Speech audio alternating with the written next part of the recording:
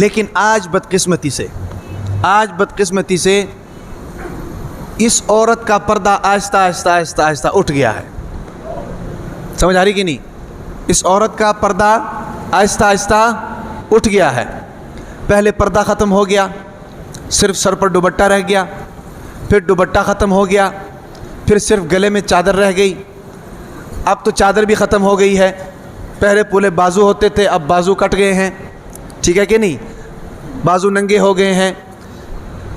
اور اسی طریقے سے لباس تنگ ہو گئے ہیں. اور تنگ تو ہونا چلو دور کی بات ہے، لباس مختصر ہو گئے ہیں. لباس کیا ہو گئے ہیں؟ مختصر ہو گئے ہیں. اور یہ عورت یہ سمجھتی ہے کہ میں ترقی کر رہی ہوں. میں کیا کر رہی ہوں؟ ترقی کر رہی ہوں. اور یہ ملٹی نیشنل کمپنیاں جو ہیں، یہ عورت کو تنخواہ کے نام پر، پیسے کے نام پر، دولت کے نام پر لالچ دے کر اس کے پردے سے باہر نکالا، پھر اس کو اس کے گھر سے باہر نکالا، پھر اس کو دفتروں میں پہنچا دیا. کسی کی سیکٹری لگ گئی ہے بھئی، کسی کی ملازمہ بن گئی. سمجھ آ رہی؟ یا کسی بس میں ہوسٹس لگ گئی، یا کسی ہوائی جہاز کے اندر ایئر ہوسٹس لگ گئی. اتنا اونچا مقام اللہ تعالیٰ نے اس کو دیا، اس مقام کو نہیں سمجھا ہے بھئی، اس فضیلت کو نہیں سمجھا. یاد رکھیں کہ عورت صنف نازک ہے، اور صنف نازک کو مخفی رہنا چاہیے.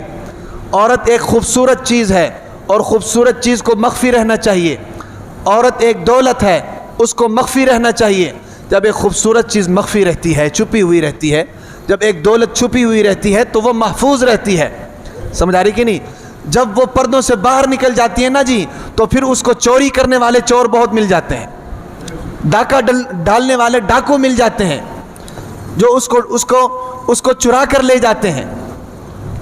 سمجھ آ رہی کہ نہیں؟ اس کی عزت کو نیلام کر دیتے ہیں. آج عورت اگر یہ سمجھ رہی ہے نا کہ میں پیسے کما رہی ہوں، ہاں بھئی، ملازمت کر کے، تو یاد رکھیں اس کو یہ نہیں سمجھنا چاہیے میں پیسے کما رہی ہوں.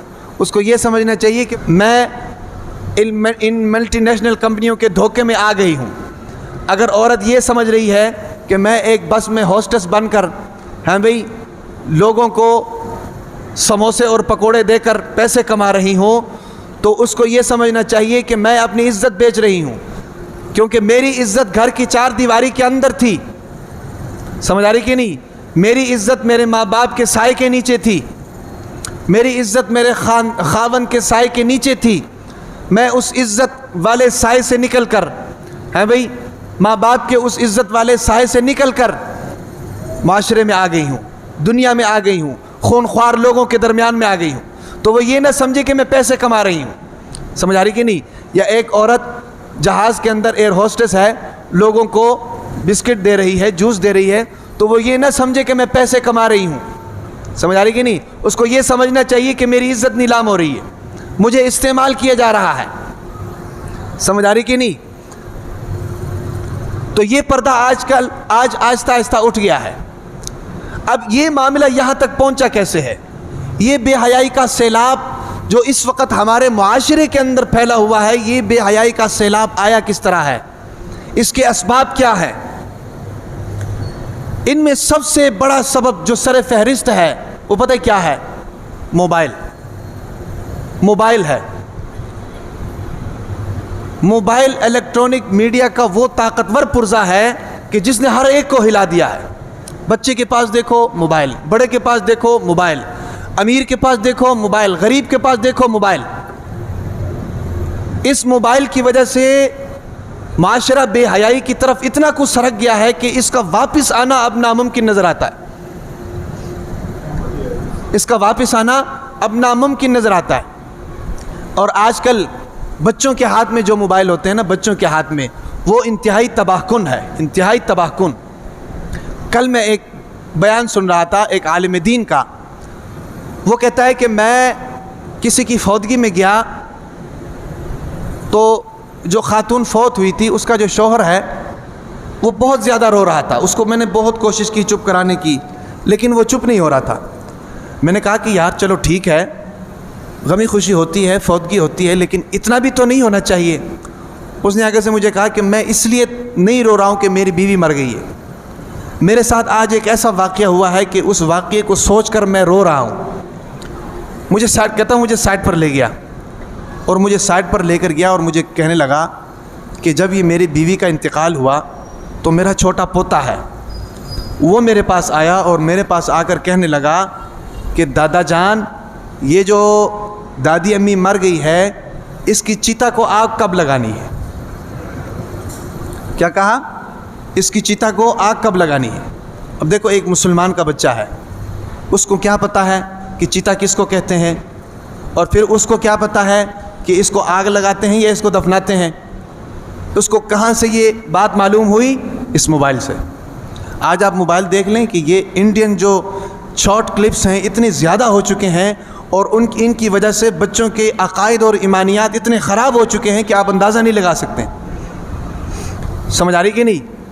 اور پھر سب سے بڑا نقصان وقت ضائع ہوتا ہے، جسمانی بیماریاں ہیں وہ تو ہیں ہی، لیکن سب سے بڑا نقصان یہ ہے کہ ہمارے بچوں کے عقائد خراب ہو رہے ہیں، ان کی ایمانیات خراب ہو رہی ہیں۔ اب اس بچے کو یہ نہیں پتہ ہے کہ بھئی اس جو مر گیا ہے اس کو دفنانا چاہیے یا اس کو آگ لگانی چاہیے، وہ باپ سے یہ کہہ رہا کر۔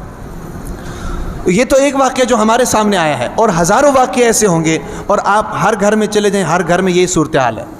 بچوں کے پاس ماں جو ہے وہ تھوڑا سا سکون لینے کے لیے بچوں کو موبائل دے دیتی ہے، باپ کام کر کے آتا ہے، رات کو تھک جاتا ہے، تھوڑا سا ریسٹ لینے کے لیے، بچوں سے جان چھڑوانے کے لیے ان کے ہاتھ میں موبائل تھما دیتا ہے، پھر اس کے بعد اس کو پتہ نہیں ہوتا وہ موبائل سے کر کیا رہے ہیں۔ ٹھیک ہے کہ نہیں؟ تو جب ہم یہ کریں گے تو ظاہر بات ہے بے حیائی تو پھیلے گی۔ اب وہی بچہ جو یہ چیز دیکھ کر یہی چیز سمجھ رہا ہے، تو تھوڑا سا جب بڑا ہو جائے گا اور موبائل کے اندر وہ کیا کچھ نہیں دیکھ سکتا ہے اور کیا کچھ نہیں کر سکتا ہے۔ سمجھ آ رہی کہ نہیں؟ اب یہ جو پچھلے دنوں یہ جو نیا ایشو اٹھا ہے کراچی کے اندر، دعا زہرا اور ظہیر کا، آخر یہ اس صورتحال تک پہنچے کیسے ہیں مجھے یہ بتائیں؟ موبائل کی وجہ سے۔ دونوں پب جی گیم کھیل رہے تھے، اور پب جی گیم کھیلنے میں دونوں کا تعلق بنا اور دونوں نے یہ قدم اٹھایا۔ ٹھیک ہے، نکاح ایک حلال چیز ہے، نکاح ایک حلال چیز ہے، حرام نہیں، حلال چیز ہے، اس کو کرنا چاہیے، لیکن یہ ہے کہ اس کا کوئی طریقہ بھی تو ہوتا ہے نا۔ جب حلال چیز کے لیے کسی کی بدنامگی ہو جائے، ہاں بھئی، سوسائٹی کی بدنامگی ہو جائے، رشتہ داروں کی بدنامگی ہو جائے، ماں باپ کی بدنامگی ہو جائے، تو پھر اس کا کیا فائدہ ہے؟ اب ان کو اس نہج تک پہنچانے میں سارا کردار ایک تو ان کے ماں باپ کا ہے اور دوسرا اس موبائل کا ہے۔ ان کے ماں باپ نے جو ہے اس چیز کو نوٹ نہیں کیا کہ میری اولاد کر کیا رہی ہے، اور اولاد جو ہے نا جی اس سے غلط فائدہ اٹھاتی رہی۔ اس لیے گزارش یہ ہے کہ اپنی اولاد کے اوپر نظر رکھا کریں، اور خاص کر یہ جو بیماری ہے موبائل والی، اس کی جگہ پر کوئی ایک ایسی ایکٹیویٹی ان کو دے دی جائے کہ جس کے ساتھ وہ مصروف رہے، کسی کھیل میں ان کو مصروف کر دیا جائے، تعلیم میں ان کو مصروف کر دیا جائے، گھر کے اندر کوئی ایسا انتظام کر دیا جائے کہ وہ بجائے اس موبائل کے اس چیز کے اندر مصروف رہے۔ سمجھ آ رہی کہ نہیں؟ پہلے بچے کھیلا کرتے تھے، یہ ہماری گلیوں میں کرکٹ کھیلا کرتے تھے، فٹ بال کھیلا کرتے تھے، اب بچے گلیوں میں بھی نہیں۔ پہلے تو ہم لڑتے جھگڑتے تھے کہ بھئی سونے کا ٹائم ہے، سونے نہیں دیتے ہو، اب وہ بیچارے کھیلتے بھی نہیں ہیں۔ ہم تو یہ سمجھ رہے تھے کہ پتہ نہیں وہ عقل مند ہو گئے، لیکن ہمیں یہ نہیں پتہ تھا کہ وہ تیز ہو گئے ہیں، ان کے ہاتھوں میں موبائل آ گئے ہیں اب۔ ٹھیک ہے کہ نہیں؟ تو اس لیے تو بے حیائی کا سب سے پہلا سبب ایک یہ ہے، موبائل۔ دوسرا سبب کیا ہے بے حیائی کا؟ وہ یہ ہے کہ ہم اپنی اولاد کا نکاح جلدی نہیں کرتے، نکاح میں لیٹ۔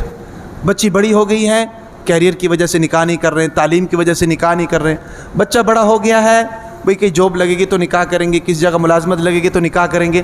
اب جو اندر کی فطری جذبات ہیں وہ کیسے پورے ہوں گے؟ ان کو پورا کرنے کے لیے ظاہر بات ہے کہ غلط طریقے استعمال کیے جائیں گے، غلط راستوں پر چلا جائے گا، بے حیائی کی طرف چلا جائے گا۔ سمجھ آ رہی کہ نہیں؟ تو اس لیے یہ ہے کہ نکاح میں جلدی ہونا چاہیے۔ یہ جو گھروں کے بڑے ہوتے ہیں نا جی، سب سے پہلی ذمہ داری ان کی ہوتی ہے کہ وہ اس چیز کو نوٹ کریں۔ جب ایک عورت جوان ہو رہی ہے تو اس کا جلدی نکاح ہونا چاہیے، اچھے رشتوں کی تلاش میں، ہاں بھئی، اچھے لڑکے کی تلاش میں۔ بچی بڑی ہو رہی، ہمارے محلوں کے اندر بہت سی ایسی خواتین ہیں جن کی عمریں گزر چکی ہیں لیکن ابھی تک گھروں میں بیٹھی ہوئی ہیں۔ وجہ کیا ہے؟ بھئی کوئی اچھا رشتہ نہیں ملا۔ بھئی ساری دنیا کو اچھا رشتہ ملتا ہے، تم کو کیوں نہیں ملتا؟ ہاں بھئی، تو یہ ایک سبب یہ بھی ہے بے حیائی کی کہ ہم لوگ اپنے بچیوں کے نکاح جلدی نہیں کرتے ہیں، بچوں کا نکاح جلدی نہیں کرتے ہیں۔ جب نکاح جلدی نہیں ہوگا تو پھر ظاہر بات ہے جو فطری جذبات ہوں گے ان کو پورا کرنے کے لیے کوئی نہ کوئی قدم اٹھانا پڑے گا۔ اور جو معاشرے کے لیے نقصان ہے، جو بے حیائی کا سبب بنتے ہیں، جو بدنامگی اور بے عزتی کا سبب بنتے ہیں، جو آج کل ہوا ہے، ٹھیک ہے، تو اس لیے یہ ہے کہ یہ بے حیائی کے اسباب ہیں، ان چیزوں سے ہم نے بچنا ہے۔ تو اللہ کے نبی نے آخر میں کیا فرمایا کہ الحیاء شعبۃ من الایمان، کہ حیا بھی ایمان کا ایک شعبہ ہے۔ اللہ تبارک و تعالیٰ سے دعا ہے تمام باتوں پر عمل کرنے کی توفیق عطا فرمائے۔